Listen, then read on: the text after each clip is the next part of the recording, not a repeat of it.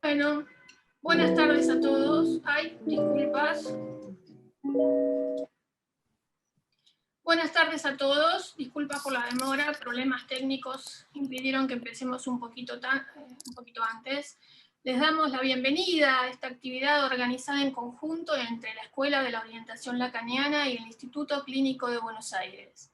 Gracias por estar aquí, en este nuevo modo que tenemos de encontrarnos, que de alguna manera nos ha permitido seguir manteniendo un lazo que para nosotros sigue siendo el psicoanálisis.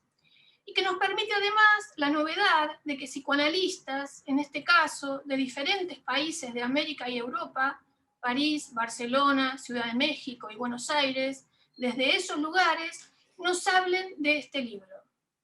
Como dijo Miquel Bassols en la conferencia dictada por iniciativa de la LP en Valencia, esto forma parte del alto grado de acercamiento social y subjetivo para hacer frente a los efectos subjetivos de esta pandemia. Esperemos que pronto podamos volver a las actividades presenciales, que será la ocasión de constatar qué es lo que queda de todo este nuevo mundo virtual.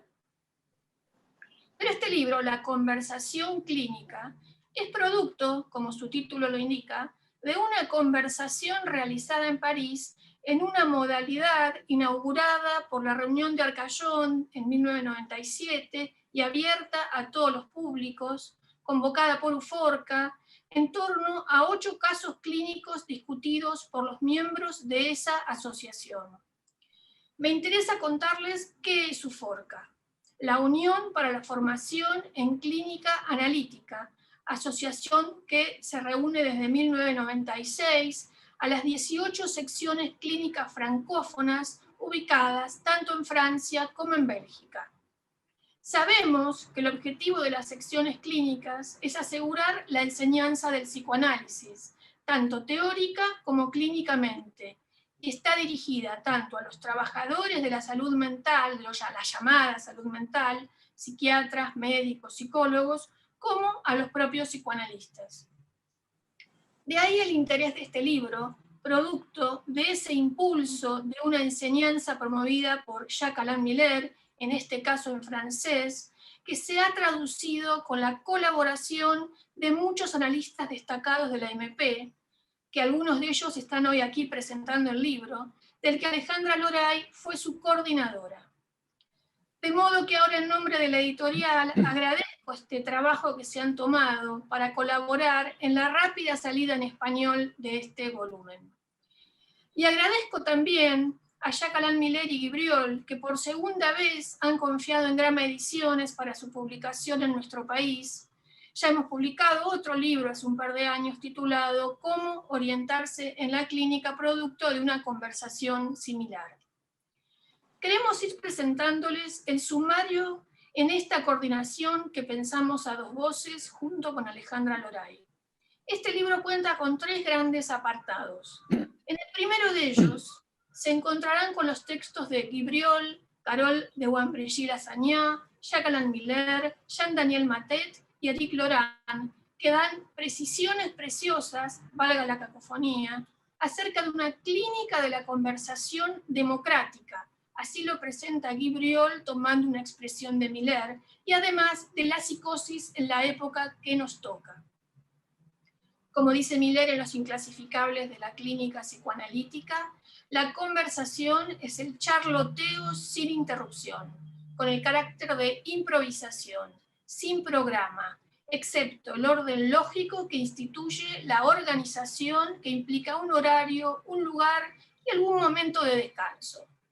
Este volumen del que hoy les hablarán nuestros presentadores de lujo es prueba de esto mismo. Y como de una conversación, además, se puede hacer acontecimiento.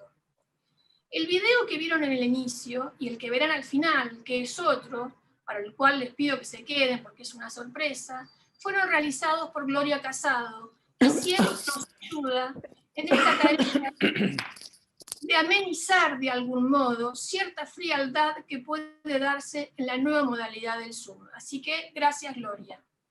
Le doy la palabra entonces a Guy Briol, que aunque todos lo conocen, lo presento formalmente ante ustedes. Es psicoanalista, tanto en París como en Barcelona. Es analista miembro de la Escuela de la Causa Freudiana y de la Asociación Mundial de Psicoanálisis. Es psiquiatra, es profesor en el Hospital Escuela de Val-de-Grâce y ex jefe del servicio de psiquiatría del mismo hospital, donde funciona la unidad clínica en la que Miller ha realizado sus presentaciones de enfermos. Se analizó con Lacan, hizo el pase y fue nominado a E durante el periodo 2011-2014. Además, fue asesor de la red asistencial 11M que crearon los colegas madrileños posteriormente al atentado de Atocha, y tuvo a su cargo la coordinación de la conversación clínica que aquí presentamos, así como la compilación de este libro. Así que le dejo la palabra entonces a Guy Briol.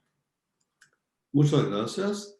Es un verdadero placer compartir este momento con todos vosotros. Ahora, antes de hablar del contenido de la conversación clínica, me gustaría hacer algunos agradecimientos. En primer lugar, a Jacqueline Miller, por la confianza que nos otorga en la preparación de este libro y también en las decisiones editoriales que esto implica.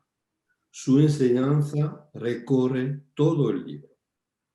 Y para la versión que presentamos hoy, a Alejandra Gleis, directora de las ediciones de Gramma, con quien siempre es un placer trabajar. Y esta vez también hay que subrayar que se trata de un verdadero desempeño haber logrado la salida del libro al mismo tiempo en francés y en español. Ahora es el momento también de agradecer calurosamente a todos los colegas y amigos de diferentes escuelas de la MP, la EOL, la NEL, la NLS, la ELP, la SF, quienes participaron con entusiasmo en esta realización expresa. Realización coordinada por Alejandra Lorey, quien ha releído todo con cuidado y competencia. Esto marca un vínculo fuerte y vivo entre nosotros. La conversación clínica es el título del libro que presentamos hoy. Es muy simple, tanto que casi no parece un título. Y sin embargo, basta leer las pocas líneas de Jacqueline Miller, introductorias al volumen, para captar toda la sal, todo el relieve. Ante todo, tomando nota de que en ese tiempo, en este lugar de la conversación, cada uno puede darse cuenta, cito a Jacqueline Miller, que ahí se habla la experiencia analítica en la misma lengua y desde la misma perspectiva. No se trata de una homogenización, sino de la constatación de una orientación que surge de estas conversaciones. Comprenderán que el exordio que hemos elegido para comenzar este libro dice mucho más que largas exposiciones. También hemos extraído de las conversaciones del grupo de actualización clínica que se reunía en Val-de-Grâce en torno a Jacques-Alain Miller hace ahora casi 20 años, indicaciones muy valiosas como, por ejemplo, cito, nuestra clínica no es la de la última palabra. Esta es una indicación decisiva para hablar de una clínica evolutiva específica para cada sujeto. Al mismo tiempo, lo que resulta de la diversidad de opiniones que permite el estilo de nuestras conversaciones hace decir a Jacques-Alain Miller que se trata de una clínica democrática. La diversidad no hace obstáculo al uno de la singularidad de cada paciente. El contexto del psicoanálisis lacaniano que está en el corazón de este libro es el de la clínica continuista, tal como Jacques-Alain Miller nos enseña, al demostrar su pertinencia en cada una de las presentaciones clínicas realizadas todos los años desde 1998. Es una clínica viva, orientada por la última enseñanza de Lacan hacia el symptôme. Symptôme que sacude nuestra manera de pensar, bastante familiar del modo binario. Neurosis o psicosis, nombre del padre o no, fantasma o symptôme. Este concepto, el symptôme, es como lo ha señalado Jacques-Alain Miller, desestructurante. Eso en el sentido de que rebaja las estructuras clínicas clásicas y que más allá de ellas designa un modo singular de gozar. Así, se pone en tela de juicio una clínica para todos, una clínica para el universal de los neuróticos, psicóticos, etc. La primera parte del libro identifica los desafíos. Si este, para vosotros, clínica bajo transferencia, es un texto de referencia al cual es siempre esclarecedor volver. Carole de Van Brochy-Lassagnat propone una reflexión sobre lo que hace la particularidad del cemento de nuestras conversaciones. Jean-Daniel Maté nos ofrece una actualización de la locura y de sus expresiones en el mundo contemporáneo. Éric Laurent despliega, a la luz de la ultimísima enseñanza de Lacan y de las contribuciones de Jacques-Alain Miller, una actualización sobre las prácticas de transferencia con los parletres, cuyo mensaje les vuelve, dice Éric Laurent, de un otro roto. La segunda parte retoma 8 casos clínicos elegidos en los últimos 5 años de las conversaciones UFORCA en París. De esas conversaciones se desprenden muchas enseñanzas. Entre ellas, retendré el compromiso de los analistas lacanianos respecto a la transferencia con sujetos para los que el síntoma que se han encontrado no permite un anudamiento suficientemente eficaz. El psicoanalista lacaniano no se conforma con la solución provisional, el síntoma, que ha podido encontrar quien le habla. Implicarse en la transferencia no tiene nada que ver con la dicha neutralidad del analista. Todo lo contrario. Expone al riesgo de la desarmonía y a involucrarse en una dialéctica del desacuerdo. Esto también presupone discernimiento, tacto, para no provocar rupturas que siempre son posibles cuando las alternativas al nombre del padre son frágiles. Cada caso discutido en este libro lo demuestra. El libro se termina con una entrevista clínica dirigida por Jacques-Alain Miller, cuya discusión en el grupo de actualización clínica es desplegada en su totalidad. Jacques-Alain Miller, hablando de su posición en la realización de esas entrevistas, dijo que era necesario borrarse.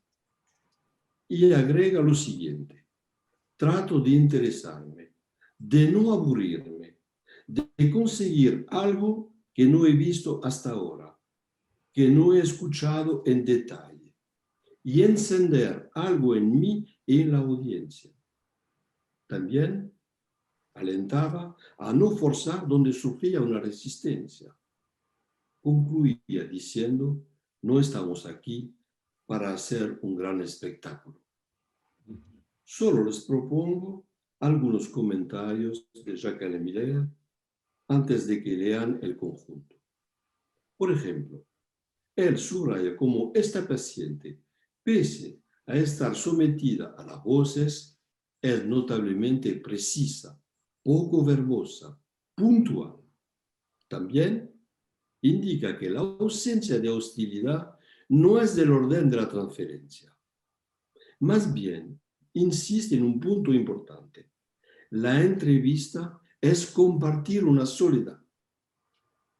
Y él sigue indicando que la paciente tiene la idea de que somos personajes comunes como ella misma. Añade que ella conserva este vínculo de lengua, de comunicación. Quiero hacer un breve comentario sobre este vínculo de lengua. Jacques Alain Miller lo dice en el sentido de lo que en francés llamamos prendre langue. Literalmente tomar lengua con un otro, es decir, entrar en comunicación. Por fin subraya también que la paciente se interesa por la búsqueda no de la causa, sino del origen. Son indicaciones para leer paso a paso, con detenimiento, para extraer todo el alcance de lo que contiene. Y hay muchas otras que cada uno podrá descubrir. Algunos de nosotros hemos asistido a estas conversaciones. La mayor parte del tiempo salimos satisfechos. A veces tomamos notas. Sin embargo, este conjunto tan rico y precioso quedó almacenado en lo que llamamos la literatura gris. Con este libro hacemos esta literatura gris presente para una lectura viva, diversificada, alegre, ofrecida a todos. Os deseo que encuentren tanta satisfacción al leer este Gai Savoir como lo hemos tenido nosotros al realizarlo. Gracias. Bueno, muchas gracias, Guibriol. Buenas tardes.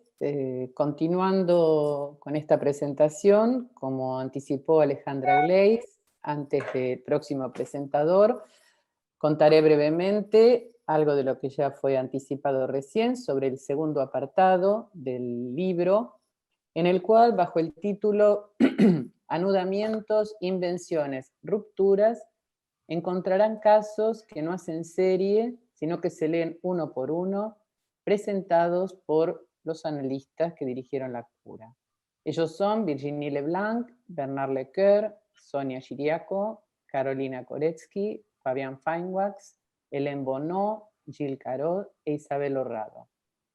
Seguidos, cada uno de los casos, por un comentario y la discusión entre los analistas presentes en la conversación. En los trabajos se encuentra, como dice Jacques Alain Miller, en el breve texto que inaugura este volumen, lo que un sujeto obtiene cuando se somete a la disciplina de la asociación libre. Pero también prueba, como ha sido dicho recién, que nuestra clínica no es la de la univocidad, donde alguien tiene la última palabra como un amo, sino que está marcada por la diversidad de opiniones y por lo singular, no solo del sujeto, por supuesto, sino del analista y de cada uno de los que participan en la discusión. Sin agregar más, quedará para la lectura, doy la palabra a Miquel Bassols, a quien también todos conocen, por lo que haré una brevísima presentación. Miquel Bassols es AME de la Escuela Lacaniana de Psicoanálisis y de la Escuela de la Causa Freudiana y de la Asociación Mundial de Psicoanálisis. Es doctorado del Departamento de Psicoanálisis de la Universidad de París 8, docente de la sección clínica de Barcelona y ha sido presidente de la Asociación Mundial de Psicoanálisis entre 2014 y 2018. Escuchamos entonces a Miquel Bassols.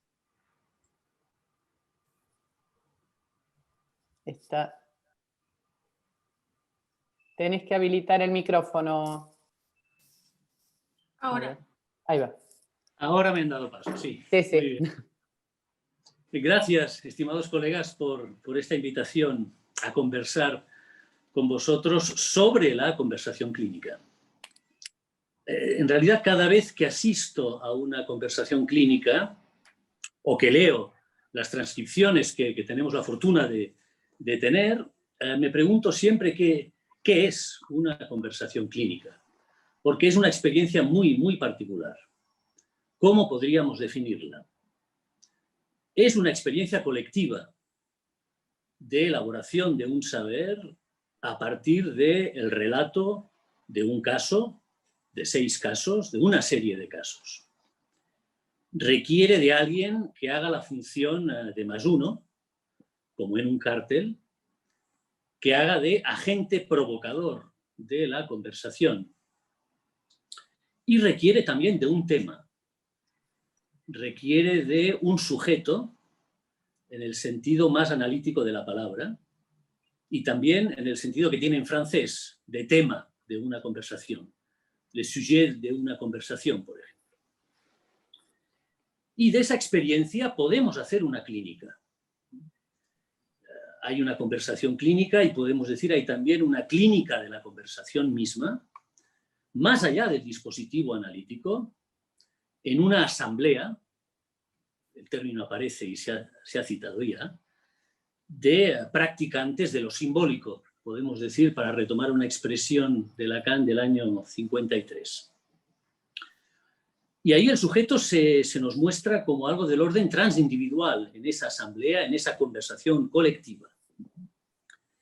Entonces, una conversación clínica puede ser una práctica en sí misma, y hemos hecho esta experiencia ya desde hace muchos años, impulsada por Jacques-Alain Miller.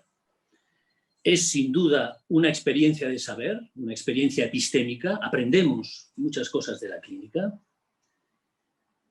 Es también, de alguna manera, una práctica clínica en sí misma, entonces, y a la vez, es cierto, es una práctica política, tal como entendemos este término en el discurso de la orientación lacaniana, es decir, una política del síntoma, de orientarnos en la singularidad del síntoma de cada caso. No es una forma de transmitir un cómo hacer o qué hacer en la práctica, lo que es también, de alguna manera, una práctica clínica, lo que sería un problema técnico, sino cómo estar en la experiencia misma analítica. En esta forma de conversación no hay un saber dado de entrada, si no es el saber supuesto en el caso que se presenta, en los casos que se presentan. Es un saber supuesto y es un sujeto también supuesto a ese caso. Y esto nos plantea una cuestión, creo, muy importante cada vez que hay una conversación clínica, porque esto es lo mismo que decir que no hay una ciencia de la clínica.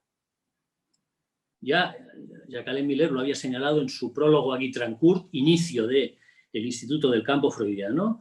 La clínica no es una ciencia, no es un saber que se pueda demostrar por sí mismo.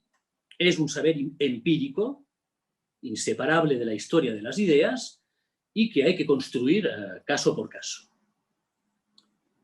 Y, tal como señaló Jacques Lacan en el momento de abrir la sección clínica, su punto de partida, el punto de partida de la clínica, es lo que se dice en un análisis. No hay otro punto de partida. Y es por eso que, de hecho, podemos preguntarnos todavía si la clínica psicoanalítica existe como tal. La cuestión está planteada por el propio Jacques-Alain Miller en un texto que es fundamental y que está muy bien que se haya publicado en este volumen, CST, Clínica bajo transferencia, donde Jacques-Alain Miller habla de el resorte de la ilusión según la cual no podría haber clínica psicoanalítica. Lo que quiere decir que no es un dato dado de entrada, no es una seguridad. Casi debemos decir, debemos demostrarlo cada vez en cada conversación que hay una clínica psicoanalítica. A mí me gusta recordar que si vamos al índice razonado de los escritos de Jacques Lacan, tenemos la clínica freudiana, tenemos la clínica psiquiátrica, pero nos falta el capítulo clínica psicoanalítica. No lo van a encontrar. Hay que hacerlo existir caso por caso. Entonces voy a señalar 3 puntos muy rápidamente para relanzarlos en esta conversación. El primero, si hubiera una clínica psicoanalítica clara, explícita, manifiesta, no harían falta las conversaciones clínicas. Si nos hacen falta las conversaciones clínicas es precisamente porque esa clínica no está dada de entrada, como sí lo estaba la clínica psiquiátrica o incluso la clínica freudiana de alguna manera. Y eso realmente nos da la importancia de las conversaciones clínicas. Segunda cuestión, segundo punto que lanzo para la conversación, es, Guy Briol lo ha recordado también y él lo cita en la página 9, estas conversaciones clínicas son más bien del estilo democrático. Me parece muy interesante esta palabra, sobre todo en la actualidad, donde hay una diversidad de opiniones. Es una clínica democrática. Debo decir que a mí esta definición me ha puesto ya a trabajar, porque estoy trabajando precisamente también sobre qué puede ser una democracia orientada por el psicoanálisis, y tal vez en las conversaciones clínicas tenemos un buen hilo de trabajo para eso. ¿Qué quiere decir eso? ¿Qué quiere decir una clínica democrática? Voy a dar una definición muy rápida. Creo que se trata en una conversación clínica democrática de poner a cada uno en su lugar de sujeto.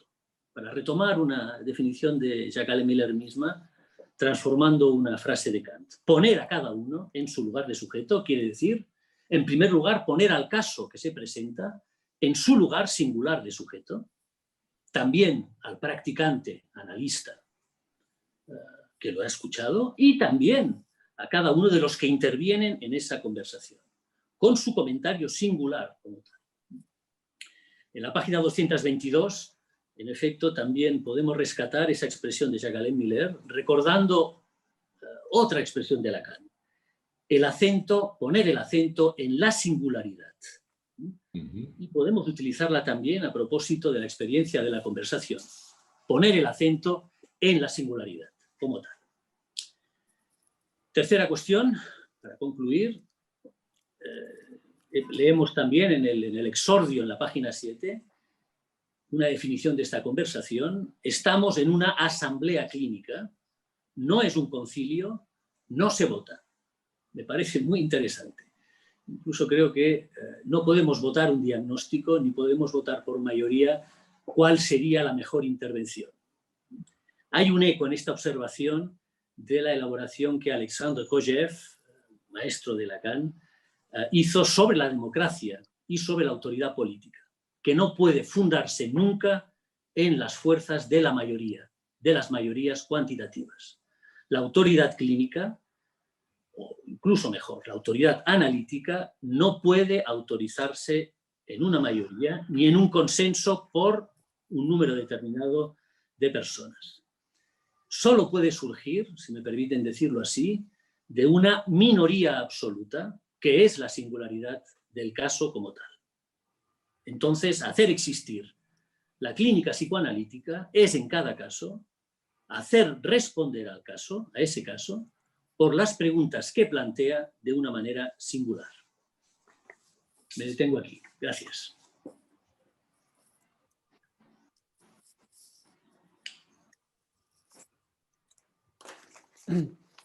Bueno, muchas gracias, Miquel. Un gusto. A vosotros. Verte también. Sí, por supuesto. Me tomaré un minuto antes de nuestra próxima presentadora para agradecer muy especialmente a Pablo Reynoso, a quien pertenece la imagen de tapa de la serie Toneteando de sus obras. Esa bella composición de sillas que remeda nuestro nudo borromeo lacaniano. Para quienes no lo conocen, Pablo Reynoso es un artista argentino radicado en Francia, un escultor, pero esencialmente un artista que ha practicado el arte de diferentes maneras desde una edad temprana y que expone sus obras en diferentes lugares del mundo. Gracias a la gestión de Guy Briol, Pablo nos ha facilitado muy gentilmente el uso de la obra que ustedes ven en la portada. Gracias entonces públicamente a él. Ahora le daré la palabra a Viviana Berger, miembro de la nueva Escuela Lacaniana de Psicoanálisis, la ANEL México, miembro de la Asociación Mundial de Psicoanálisis. Además, preside el buró de FAPOL, la llamada Federación Americana de Psicoanálisis, y está al frente de la dirección del INES, que es el espacio de discusión clínica de la ANEL. Además, coordina el Seminario de Investigación en Psicosis de la ANEL México y el Programa de Investigación en Psicoanálisis y Criminología. Viviana, cuando quieras. Actívate el audio, ahí está. Ahí está. Bueno, buenas tardes, buenas noches para algunos. Voy a leer algunas palabras que preparé para la presentación de hoy. Entonces diré que más allá de la bellísima obra de arte de Pablo Reynoso, cuyo agradecimiento Alejandra ha hecho público justo recién, que ilustra la portada del libro, hay un primer dato que despierta curiosidad, y es que el título presenta una propuesta que es típicamente del orden de la palabra, la conversación. Plantear la conversación en un formato de escritura no es en absoluto un desafío menor. Sabemos que el texto escrito tiene un comienzo y un final, es decir, que está acotado en el tiempo. Sin embargo, la palabra en sí misma se va inscribiendo en el tiempo. Tiene un punto de partida, pero finalmente no se sabe hacia dónde llevará. Es la experiencia cuando hablamos. Veremos cómo acontece en nuestra pequeña conversación de hoy a propósito de esta presentación.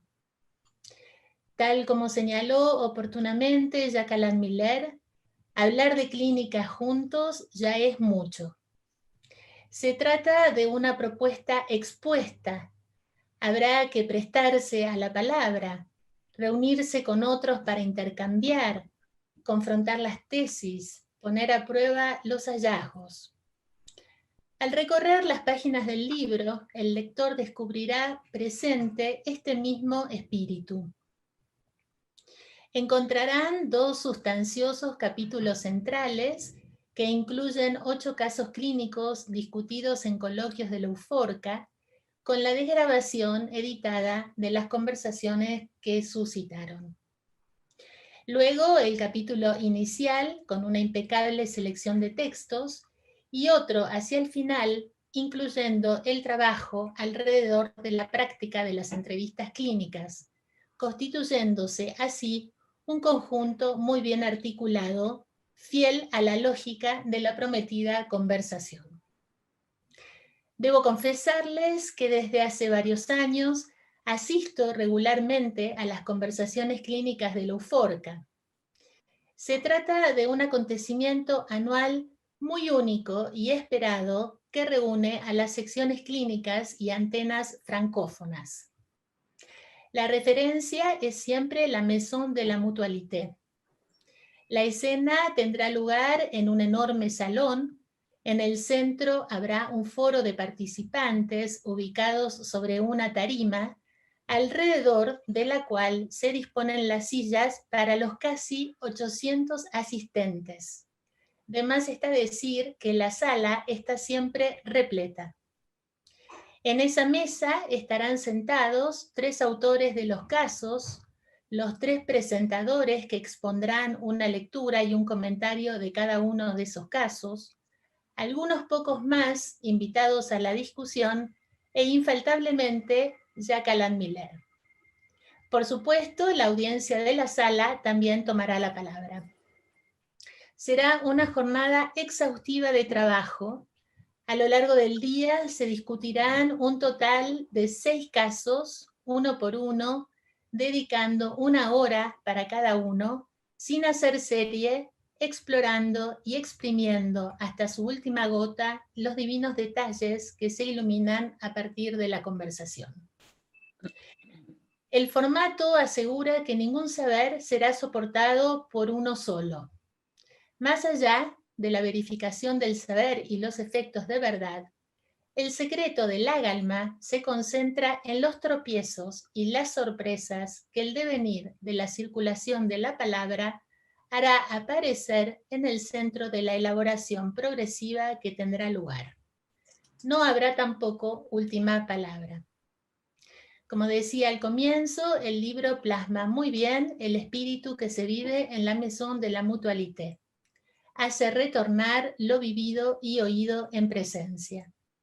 Celebra entonces la iniciativa de transmitir a través de la imprenta el valor esencial de lo que la conversación implica en tanto comunidad de experiencia, causando el deseo de compartir esta disciplina de trabajo colectivo tan particular para tratar los problemas de la clínica. ¿Qué tiene esta conversación de tan particular? Y bien, diría que a través de la heterogeneidad de los monólogos va circulando la palabra conforme lo que cada uno atrapa de lo dicho por el otro. Y así se habla. Sobre el fondo de lo no sabido, algo tiene efecto de revelación. Quedará el significante que captura el punto propio del goce de aquel parletre, la palabra diferente de la prevista, otro significado para esa palabra dicha más allá del que le adjudica el sentido común, explica Guy Briol. El último capítulo, Jacques Alain Miller y el grupo de actualización clínica, hace aparecer en acto la versión del analista en el banquillo frente a la psicosis. Cito: se muestran así las numerosas facetas de esta clínica que se elabora a partir de la contingencia del encuentro con el paciente y de sus propios enunciados que lo distinguen de cualquier otro. Fin de la cita. Asimismo, la conversación posterior se orientará hacia la articulación entre el tipo clínico universal y la singularidad de la solución a su goce de cada sujeto, es decir, el reverso de la categoría. En el caso que se incluye en esta publicación, será la nitidez de la expresión, el sentido de la palabra justa, la ceremonia premeditada, la aspiración al orden, las escarificaciones en tanto la búsqueda de la carne detrás de los envoltorios, el gozangre. Miller lo precisará de este modo: yo soy en el lugar donde chorrea la sangre. Qué particular modo de retornar a la vida.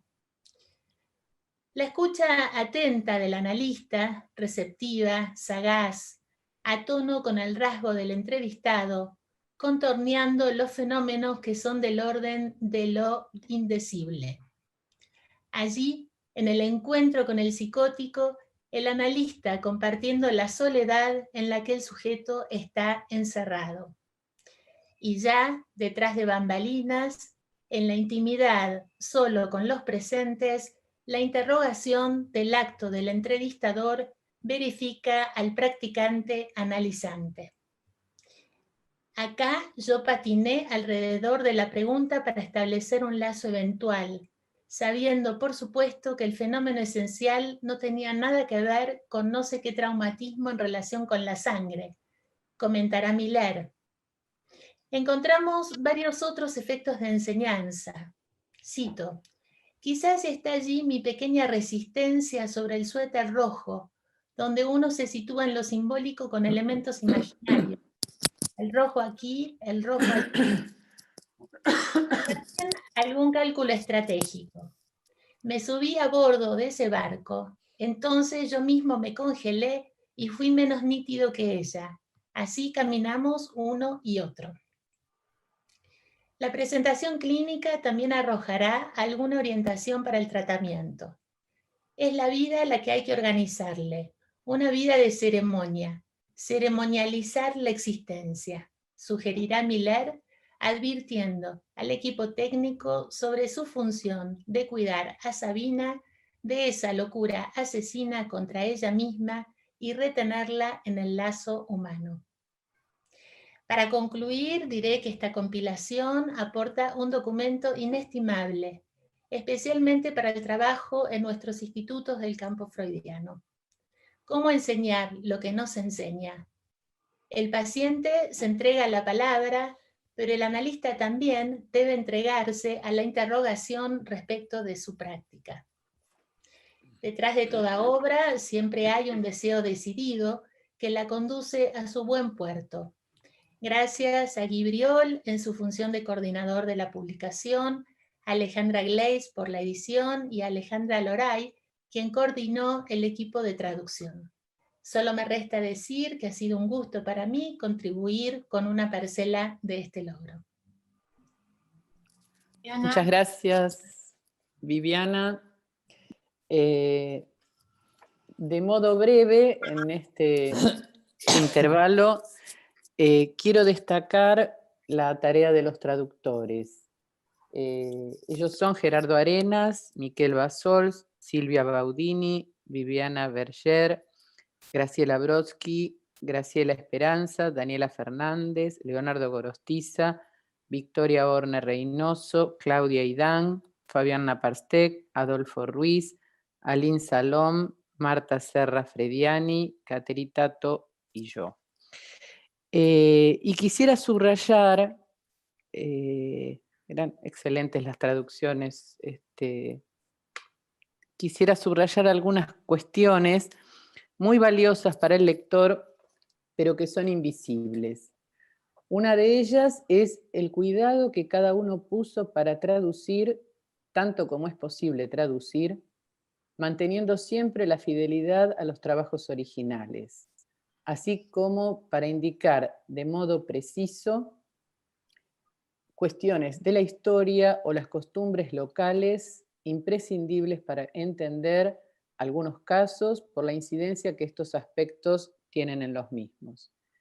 Y también el esfuerzo para encontrar el modo sutil de expresar en otra lengua el uso singular y las invenciones que cada sujeto hace con la propia lengua. Son detalles de una finura exquisita y muy importantes tratándose de nuestra clínica. Sin más, doy la palabra a Graciela Brodsky, a quien también todos conocen, por lo que presentaré brevemente. Graciela es psicoanalista, AME de la Escuela de la Orientación Lacaniana y de la Asociación Mundial de Psicoanálisis. Dirige el Instituto Clínico de Buenos Aires, ICDEBA, y la maestría en Clínica Psicoanalítica de la Universidad Nacional de San Martín, UNSAM. Fue presidente de la Asociación Mundial de Psicoanálisis entre 2002 y 2006, hizo el PASE y fue nominada a E durante el periodo 2012-2015. Te escuchamos, Graciela. Gracias. Como se puede apreciar en el transcurso de lo que va de esta tarde, hay muchas maneras de presentar un libro, de comentarlo. La mía es una manera poco objetiva.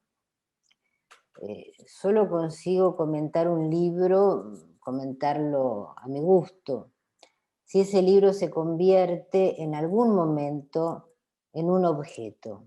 Quiero decir, en un objeto tal como el objeto funciona en el discurso analítico, o sea, que me interpela, me interpreta, me perturba.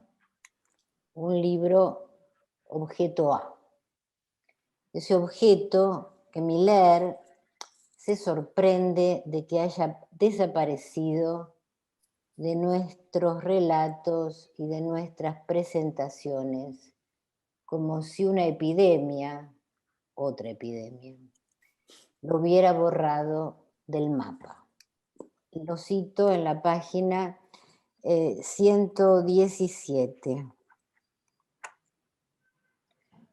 Lo que me sorprende es hasta qué punto la referencia al objeto pequeño a ha desaparecido de nuestro discurso. Uno creería que una epidemia ha erradicado el objeto A de nuestras filas, mientras que en una época los discursos, las exposiciones, estaban llenas de referencias al mismo.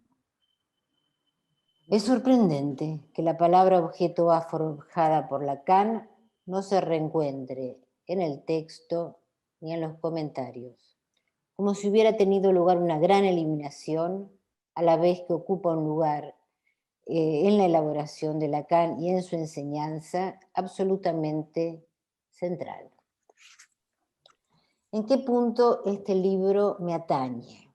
Más allá de lo mucho que me interesa. Lo diré rápidamente. En el problema de la causalidad. A tal punto me atañe que es un tema que elegí como rasgo propio en un cartel en el que participo. Avancé mucho en la lectura de los 9 casos y en la conversación que los casos suscitaron antes de llegar al párrafo en cuestión, que por supuesto no sabía que iba a salir a mi encuentro. Está en la página 260, es decir, 30 páginas antes del final.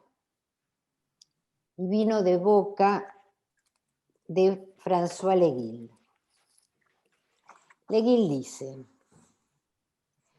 a propósito del caso que están comentando, es una de esas raras ocasiones en las que pude comprender esta frase de Lacan. La psicosis no tiene prehistoria. Miller interviene. En efecto, no vale la pena, creo, buscar una relación de causa-efecto entre los acontecimientos de la infancia y la masividad, el carácter real de lo que se presenta. Lo real no tiene prehistoria. Lo real no tiene causalidad. La frase de Lacan, lo real es sin ley, frase verdaderamente límite, significa que no busquemos una relación causa-efecto con los elementos menudos de la primera infancia.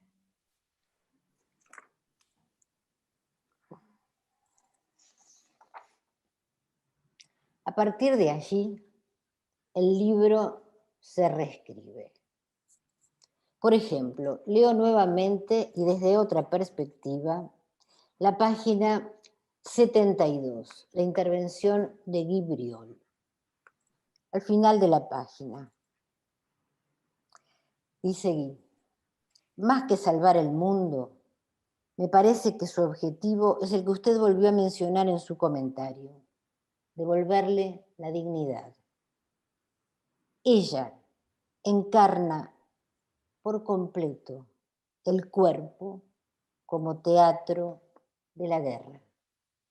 Se trata, para ella entonces, de desertar de ese cuerpo, ya que ese cuerpo es el escenario de la guerra. Este breve comentario, tal como yo lo entiendo, es una reformulación completa de la teoría del trauma. El trauma no es causa, ni el trauma compartido, como la guerra, ni el trauma singular, como puede ser el escalpelo que hiere la mejilla del niño en el momento de la cesárea, en el magnífico caso de Mateo que nos presenta Carolina Koreski. El trauma no pertenece a la historia, no es causa ni es efecto. Está escrito en el cuerpo, es siempre actual. A partir de ahí, leo cada uno de los casos que se presentan con esta clave de lectura. y, por ejemplo, interpreto con esta clave una observación de Bernard Lecoeur. Nada de lo que cuenta la paciente se asemeja a un recuerdo. Más que la novela de una historia, se trata del comentario de una experiencia. Con esta misma clave leo el comentario de Miller al caso que presenta Isabel Orrando. Le dice: usted vuelve hacia atrás a lo que de alguna manera hace función de causa, o lo que hace función del eco primordial. Me deja pensando la expresión el eco primordial para evocar la dimensión sincrónica, no diacrónica, del trauma. ¿Qué pasaría si escucháramos a quienes acuden a nosotros orientados por lo que los psicóticos nos enseñan, prestando atención al comentario de una experiencia más que al relato de una historia? Porque una cosa es alentar en el neurótico a la construcción de una causalidad, aplicando el principio de razón suficiente a su propia vida. ¿Pero acaso el psicoanalista debe creer en las ficciones que alienta a construir? El libro es indispensable. Tiene referencias clínicas imperdibles para cada practicante, como la posición de Alain Bonnot con Víctor, que Miller destaca en estos términos. El analista es alguien que lo detiene en sus delirios. No lo dejamos interpretar sin parar, lo detenemos dirigiendo las palabras en el sentido de una banalización.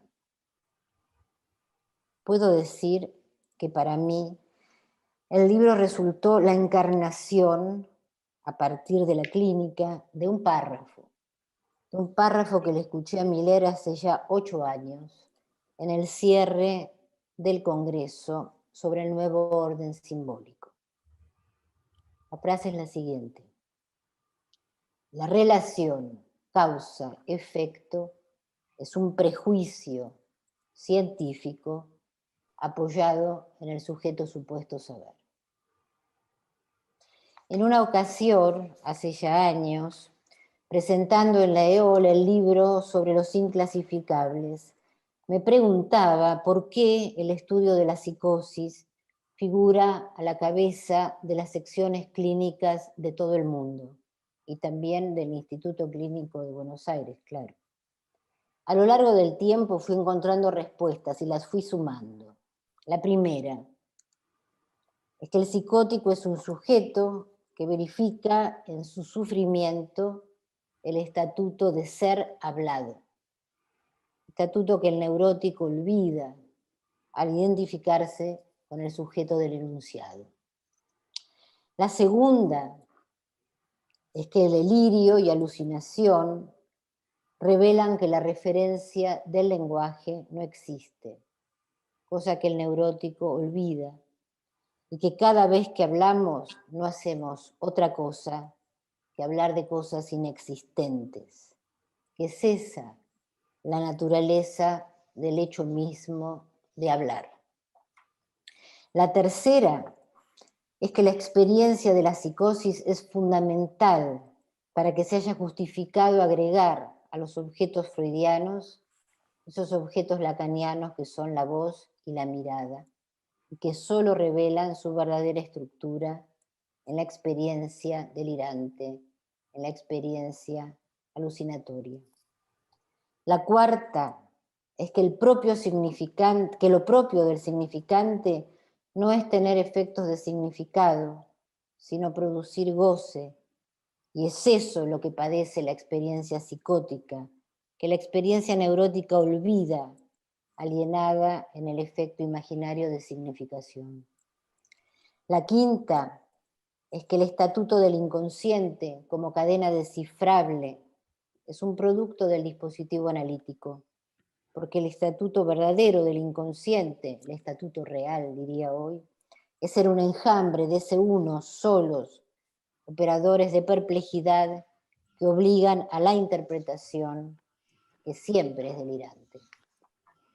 Sexto, que el nombre del Padre no es más que un síntoma, contingente, entre otros, para domesticar el goce, función que el psicótico suple con su invención delirante. Y ahora puedo agregar una séptima razón.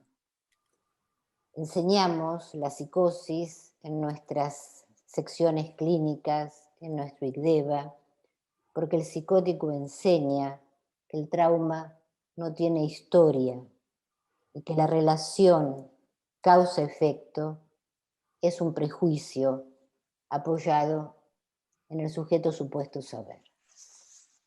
Bien, aquí me quedo.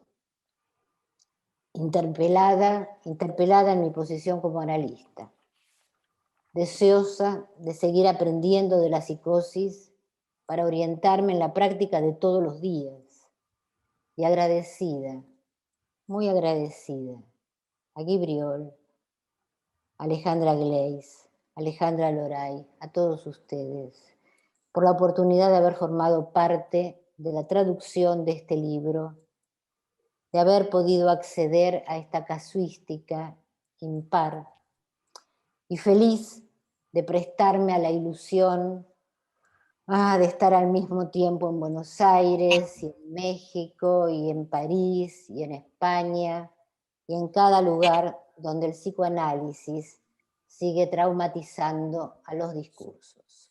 Gracias. Muchas gracias, Graciela. Si ese efecto produce un libro, la verdad, me doy por contenta de dedicarme a hacer libros, digamos. Sí, Bueno, bravo. Bien, llegamos al último de nuestros presentadores, pero antes de darle la palabra, les diré que el último apartado de este libro, titulado Jacques Alain Miller y el Grupo de Actualización Clínica, nos da la oportunidad de leer, yo diría que incluso presenciar, una conversación entre Miller y Sabine, una paciente. Una entrevista clínica a la que continúa la discusión sobre esa experiencia, que, como se dice en el mismo libro, subraya las numerosas facetas de esta clínica que se elabora a partir de las contingencias del encuentro con el paciente y sus propios enunciados. De este modo, luego, el libro culmina con breves contribuciones a Precou que continúan esa conversación sobre el caso.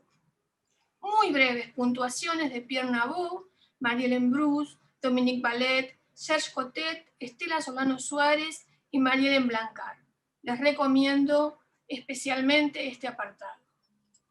Ahora sí, para terminar con las presentaciones formales, les presento a Leonardo Gorostiza, que también todos los conocen, psicoanalista, AME de la Escuela de la Orientación Lacaniana y de la Asociación Mundial de Psicoanálisis. También ha sido presidente de la Asociación Mundial de Psicoanálisis entre el 2010 y el 2014, hizo el PASE y también fue nominado a E durante el periodo 2010-2013. Leonardo, te doy la palabra. Bueno, muchas gracias. Les agradezco la invitación para participar de esta presentación y muy especialmente le agradezco a Guy Briol como coordinador de la publicación el esfuerzo que ha llevado adelante y que podamos tener entre nosotros este libro en español. Voy a ser lo más breve posible, ya que soy el último expositor. Pensé dividir la intervención en 4 ítems. Primero, orígenes. Segundo, tensión. Tercero, antídoto. Y cuarto, 2 breves referencias para concluir. Cuando digo orígenes es retomar algo que ya se ha dicho y un poco en la vena de lo que traía Miquel Bassols. Recordar que fue en 1997 la primera conversación clínica de Arcachón. Hay un error tipográfico en la contratapa del libro que Alejandra sabrá luego poder corregir en las sucesivas ediciones que supongo que vendrán. dice 1977, es 1997. Pero además, en 1998, en el ámbito de la EOL, en unas jornadas que llevaron como título El peso de los ideales, Miller convocó también una conversación, no clínica en ese caso, pero era en torno al tema del post-analítico. Y dio una serie de definiciones de qué es una conversación que mínimamente quiero recordar. Primero, lo imagina la conversación como un happening conceptual. Esto nos excluye a la clínica, ya que la clínica es elaboración de saber sobre la práctica, o sea que hace uso de los conceptos. Segunda indicación, que se trata de un dispositivo para huir, como ya se ha dicho, de lo ya sabido. La conversación no es una lucha de erudiciones, se tiene que dirigir hacia lo no sabido, en el límite vacilante entre lo sabido y lo no sabido.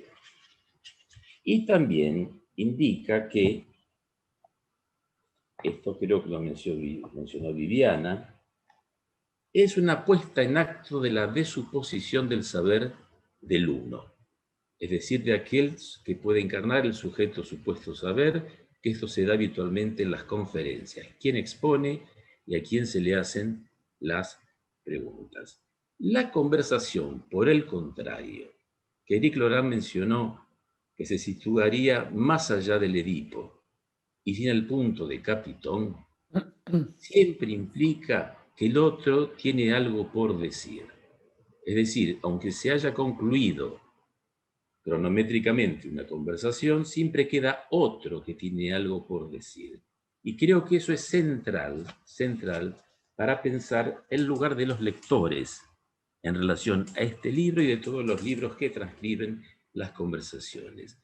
Cada uno de nosotros creo que se sitúa en ese lugar de ese otro que tiene algo por decir, dialogando con el texto mismo, y a esto invita fuertemente esta publicación.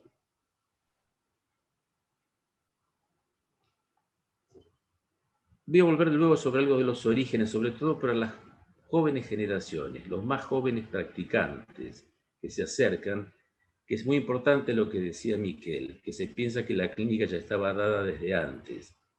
Se puede pensar que las conversaciones clínicas ya estaban dadas desde antes. Y se puede pensar que el retorno a la clínica analítica ya estaba dado desde antes. Y no es así. Eso tiene un fechado muy preciso y es muy importante poder transmitir. A ver, paso al segundo punto, que llamé tensión.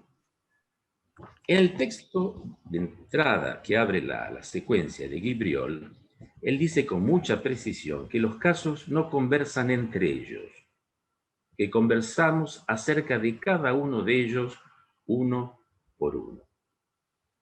Esto, creo que sigo en la vena de lo que planteaba Miquel, es congruente también con el deseo del psicoanalista, aunque no es lo mismo, pero está animado por el mismo espíritu, es decir, obtener la diferencia absoluta, es decir, el máximo de singularidad posible, y esto se ve en todas estas páginas, cómo se busca algo así como el significante más singular de cada uno de los casos, esa dimensión de nominación. Y como dice también muy bien Guibriol, se trata de obtener lo incomparable de cada caso, por eso no conversan entre sí. Se trata de la singularidad y de la subversión de las categorías. Pero yo encuentro allí, con este hallazgo de haber publicado nuevamente, pensando en las jóvenes generaciones, ese antiguo texto de Jacques-Alain Miller, CST, Clínica bajo transferencia, porque, como mencionó Miquel, este es un texto de 1982, cuando se produce, casi en los albores de la creación de la École de la Cause Freudienne, un retorno a la clínica. Y en ese texto uno puede leer que Miller dice que con el pretexto de reconducir el caso a la práctica misma, su singularidad, se plantea la imposibilidad de una elaboración de saber sobre cada caso. Y en estas páginas, Miller dice desde 1982, que sí es posible establecer secuencias típicas, Y en ese sentido, si bien es cierto que los casos no conversan entre sí, esto no implica, en el ámbito de una conversación, que se puedan hacer ciertos pasos, creo, por el método de la inducción, a una suerte de generalización posible. Por ejemplo, en la página 122 de este libro, Miller arriesga y dice una frase muy linda, dice, lo invento sobre el terreno. No el concepto, es un nombre, psicosis que subliman, lo cual presupone la oposición, la psicosis que no subliman. O bien también en la página 181, creo que es lo que tomó Graciela hace unos minutos, plantea que si bien hay una orientación general en el tratamiento de la psicosis, que sería limitar la expansión del delirio hasta llegar a hablar de banalidades, él dice, hay una orientación general, pero sin embargo hay que situar eso en cada caso en su particularidad. Es decir que tenemos una tensión que a mi entender, y es mi hipótesis, podría ser la conversación, el modo propuesto por Jacques-Alain Miller, la conversación clínica, para resolver esa oposición, sin que esto sea entendido como una síntesis, entre la singularidad máxima y la posibilidad de elaboración de un saber. Por ejemplo, en las psicosis ordinarias recuerdan que en un momento dado plantea, podemos hablar de las psicosis fuertes o roble, es el término en francés, versus las psicosis débiles o junco, que serían las psicosis ordinarias tipo mirame y no me toques.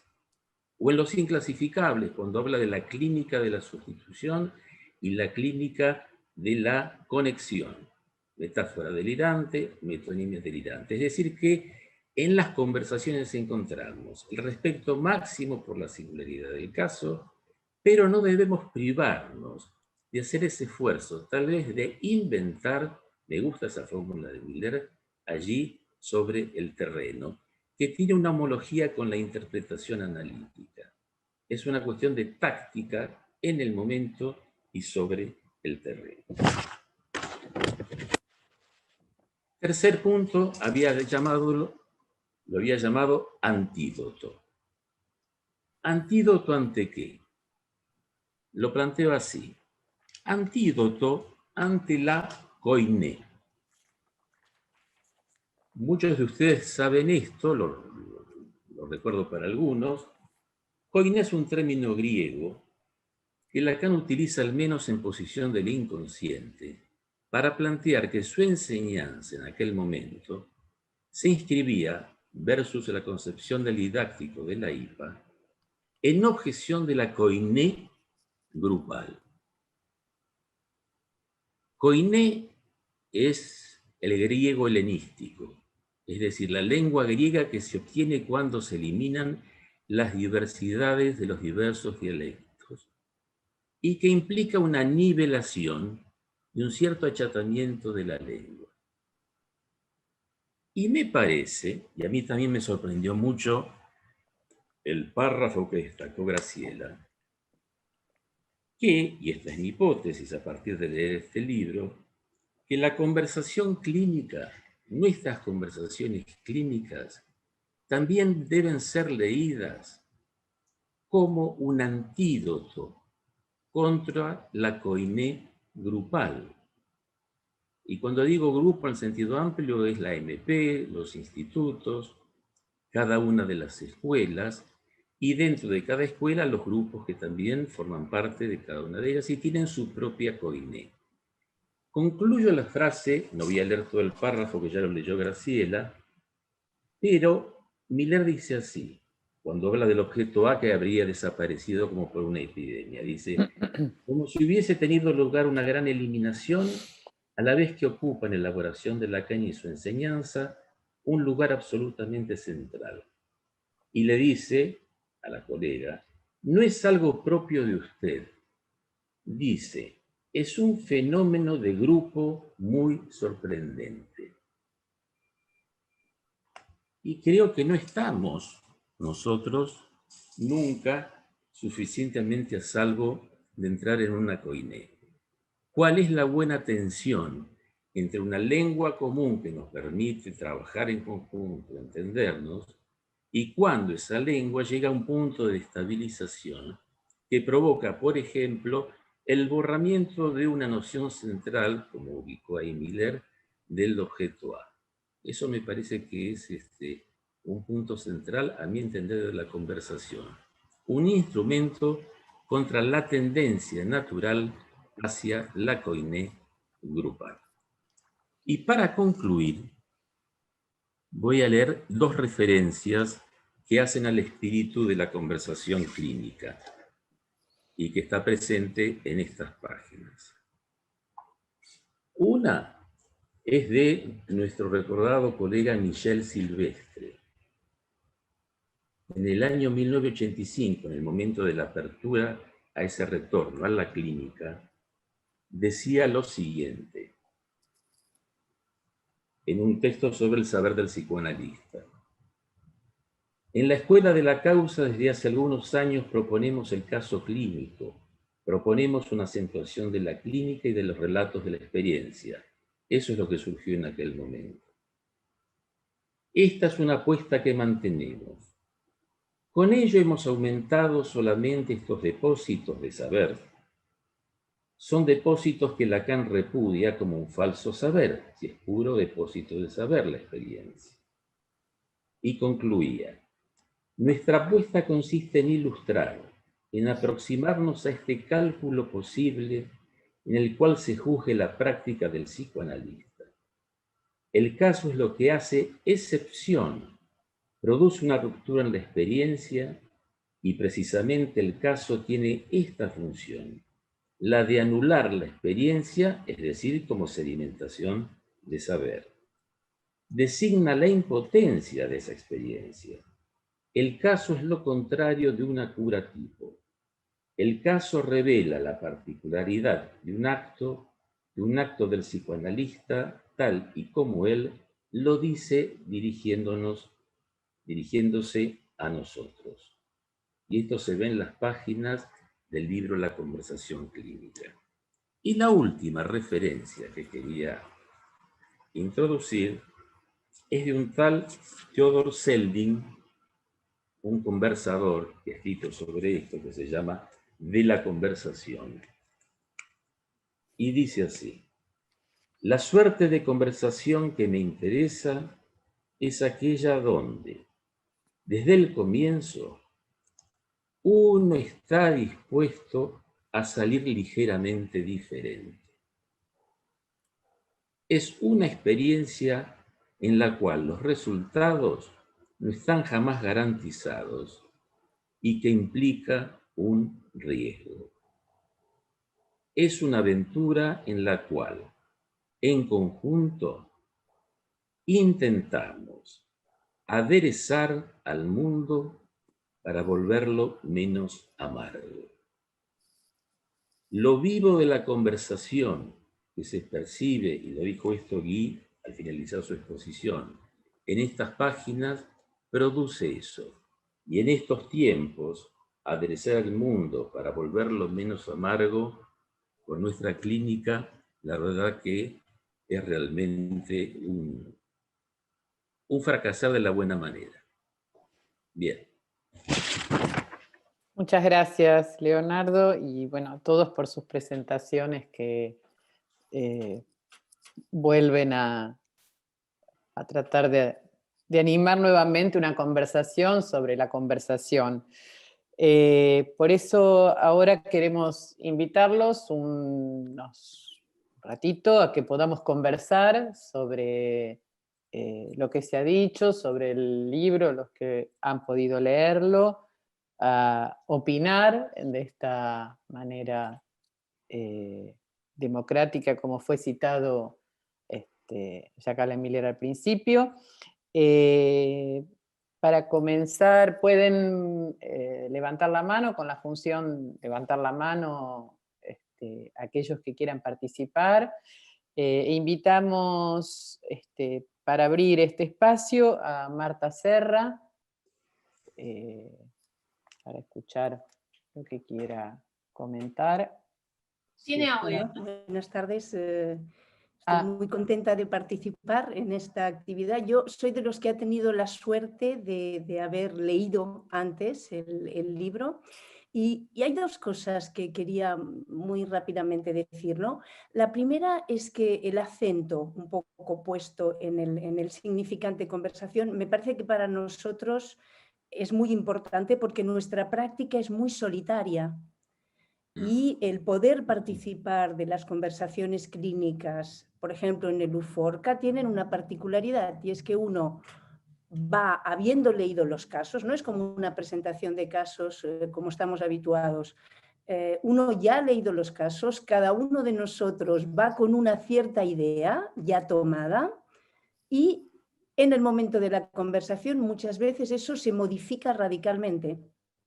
Y me parece que exactamente lo mismo sucede cuando uno lee el libro. Al menos así me sucedió a mí con algunos casos. Leía el caso, leía la presentación y según avanzaba la discusión iba cambiando mi propio punto de vista. Me parece que eso, las conversaciones clínicas, de la misma manera también que la presentación, la conversación clínica de Miller con la paciente y la discusión posterior, verdaderamente contrabalancean la soledad de nuestra práctica, que es realmente muy fuerte. Y la otra cosa que quería decir es que a mí muchas veces me parece que teoría y práctica a veces quedan un poco, es verdad que siempre deberían venir juntas, pero muchas veces desarrollamos gran teoría y es difícil ver eso en los casos. Para mí, en este libro, eso es espectacular. Es espectacular cómo esa cuestión de cómo se orienta una cura, que es por los enunciados del paciente, por los enunciados del analizante, está presente en casi cada uno de los textos. Y me parece que eso es muy claro respecto a la última enseñanza de Lacan, en el sentido de cómo los seres hablantes nos dejamos sugerir montones de cosas por los significantes. Cada uno de nosotros se deja sugerir montones de cosas por unos pocos significantes y con eso construimos destinos de lo más variopinto. Así que la verdad es que ya he leído el libro, pero después de las presentaciones que he escuchado, tengo ganas de volver a leerlo. Gracias. Muchas gracias, Marta. Quien quiera hacer algún comentario de los que han presentado en la mesa o los que han participado de algún modo en el libro o no, los que están participando en este momento de esta presentación, será bienvenido un ratito los presentadores. Bueno, no quiere decir nada. No. Bueno, les agradecemos a todos, a los presentadores, a los participantes. Ha sido un gusto y un lujo vernos a la distancia en esta época tan extraña. Y Ale, si querés decir algo. No, muy contenta de haber participado en el trabajo en este libro. Muy enriquecedor la entrevista, presentación de enfermo Jacqueline Miller, además de las puntuaciones, es verdaderamente una enseñanza formidable, imperdible. Así que nada, muy agradecida y muy contenta y muy renovado también después de esta presentación y de algunas las puntuaciones muy, muy interesantes. Bueno, así vamos que... Perdón, sí. perdón. No, después, sí, dale. Vamos a abrir los micrófonos para los saludos, pero no se vayan porque hay un video final que es distinto al que comienzo y es una Yo quería decir algo. Sí. ¿Puedo? Sí, claro. sí. Sí, puedo. Ahí. ¿Mm? Sí, por favor. Bueno. Alguien ha compartido pantalla. Ahí está. ¿Puedo hablar ahora? Sí, por favor. Adelante. Bueno, esta conversación es muy interesante y también es muy conmovedor. Conversación sobre la conversación. Volver sobre este punto de la existencia de una clínica psicoanalítica, tal como lo presentó Miquel y también Leonardo después, es que eso es así que hemos construido este libro. Alrededor de cada caso, cada vez se debe demostrar algo. Es por eso que no se puede pensar un tratado. De ninguna manera este libro no es un tratado de clínica psicoanalítica. Y como acaba también de decirlo Marta, cada vez que lo leemos renovamos nuestra relación con el contenido mismo de la conversación que es aquí. Los casos no conversan entre ellos, pero sin embargo hay que ordenarlos. Y cuando veo el índice, veo que he puesto trauma, destino y responsabilidad del sujeto para ordenar los 4 primeros casos. Pero también después he puesto la orientación de la cura, la implicación del analista.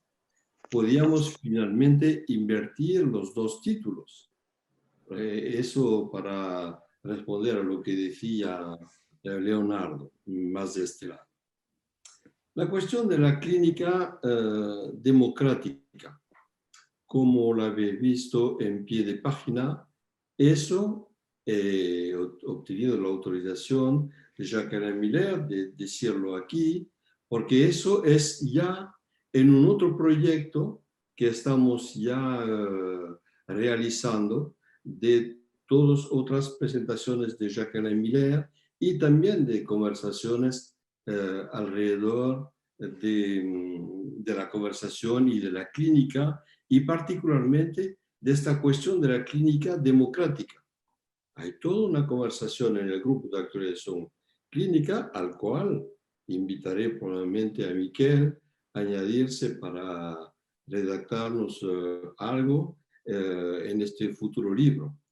Entonces, tenemos aún de esta literatura gris que la vamos también a poner a disposición de todos en el año que sigue.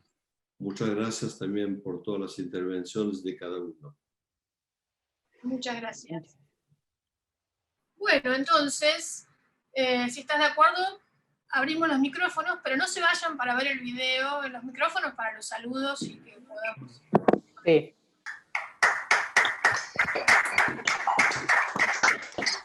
Gracias. Excelente. Muy bueno.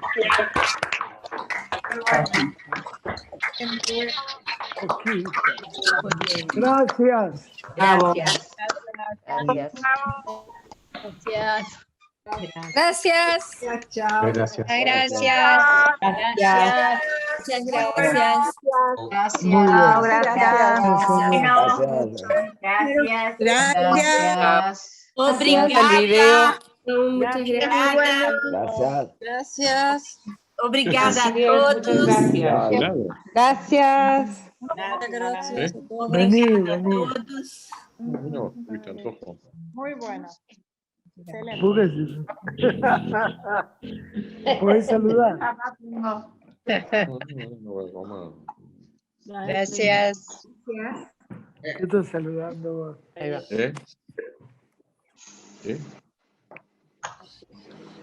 Ahí entré.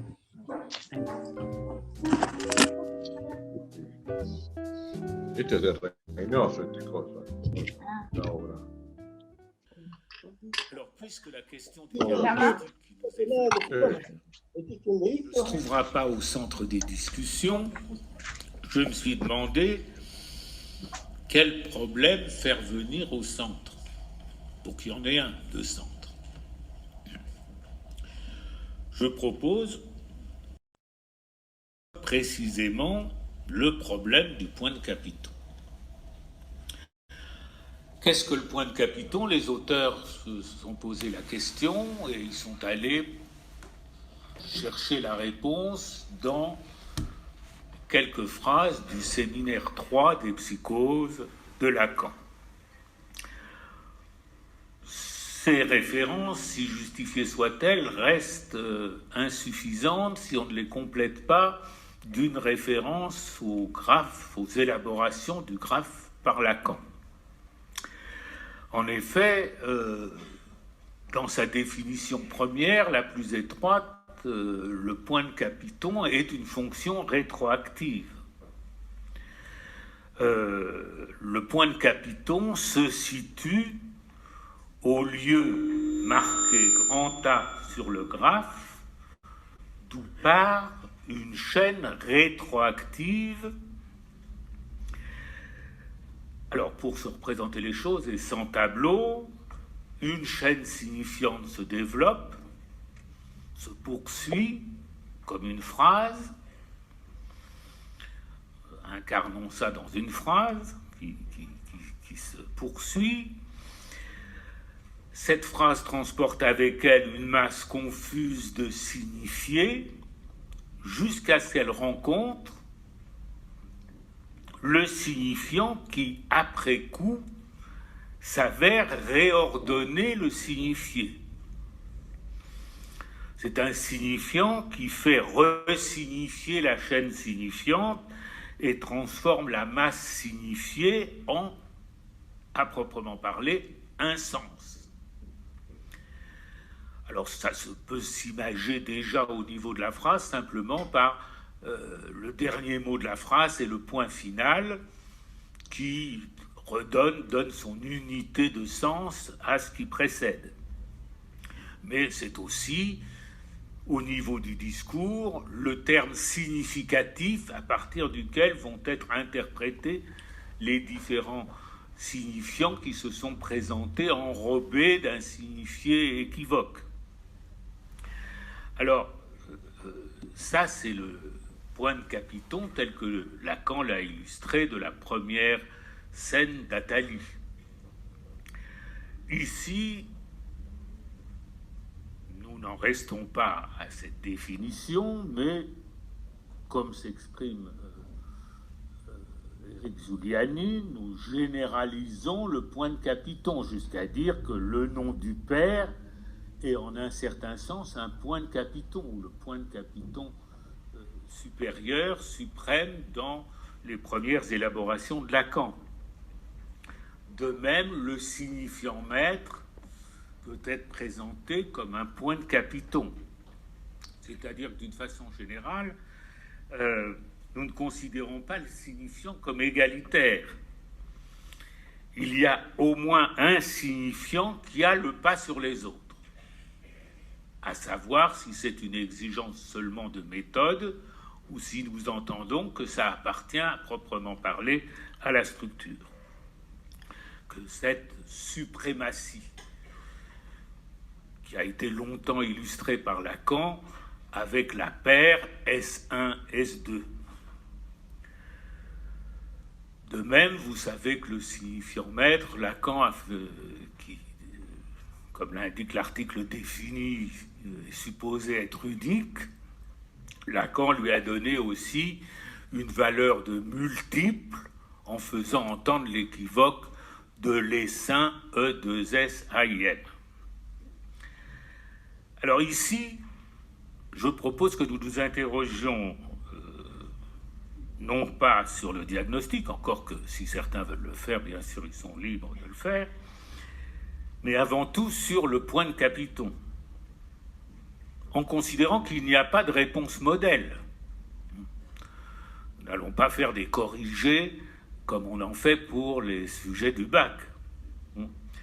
Au contraire, chacun est libre, chacun des auteurs est libre d'avoir interprété le point de Capiton, de s'en être servi comme d'un outil à son gré dans son texte.